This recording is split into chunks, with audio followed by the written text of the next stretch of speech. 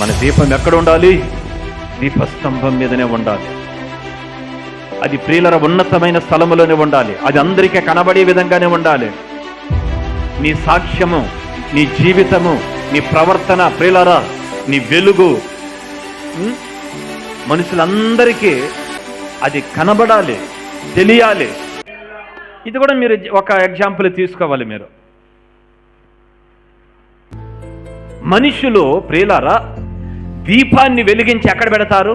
ఇంట్లో ఒక దీపస్తంభము, ఒక ప్రియులారా ఎత్తైన స్థలములో పెడతారు. ఎందుకంటే అది ఇల్లంతా వెలుగు కనబడడానికి, ఇంట్లో ఉండే వాళ్ళందరికీ కనబడడానికి. అంతేగాని కొంచెము కిందనో లేకుంటే మంచము కిందనో పెట్టేస్తే వెలుతురు కనబడుతుందమ్మా? కనబడదు. కాబట్టి ఈ రోజుల్లో కూడా కొంతమంది దీపాలు ఎలాగనే ఉంది, కొంచెము కింద మంచము కింద ఉన్నట్లుగా. ప్రియులారా, ఎవరి దీపం అలా ఉందో మీరు ఎత్తి దాన్ని దీపస్తంభం మీద పెట్టాలని ప్రభు ఈ సందర్భంగా మీతో మాట్లాడుతూ ఉన్నాడు. హల్లెలూయా.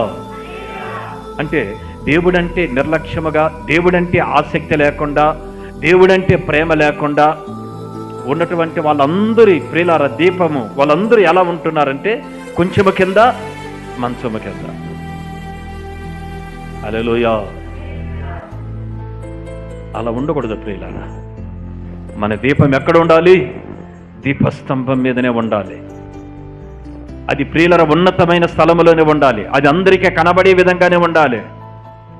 నీ సాక్ష్యము, నీ జీవితము, నీ ప్రవర్తన ప్రియులారా, నీ వెలుగు మనుషులందరికీ అది కనబడాలి, తెలియాలి. దాని కిందనే కూడా ఒక మాట రాయబడిన చదవండి, 16వ వచనములో. మనుష్యులు మీ సత్క్రియలను చూసి పరలోకమందున్న మీ తండ్రిని మహిమపరుచునట్లు వారి ఎదుట, హల్లెలూయా, వారి ఎదుట ప్రియులారా మనుషుల ఎదుట మీ వెలుగును మీరు ఏం చేయాలి? ప్రకాశింపనివ్వాలి. ఎప్పుడు ప్రకాశంగా ఉంటుందంటే మన సత్క్రియలు ఉంది కదా. సత్క్రియలు అంటే మరి యేసు ప్రభు వలె ప్రేమించడం, యేసు ప్రభు వలె క్షమించడం, ఇవన్నీ కూడా సత్క్రియలే. హల్లెలూయా. యేసు ప్రభు వలె తగ్గించుకోవడం, యేసు ప్రభు వలె ప్రేమిన వల్లరా ఇతరులతో మాట్లాడడం, ఇవన్నీ సత్క్రియలే.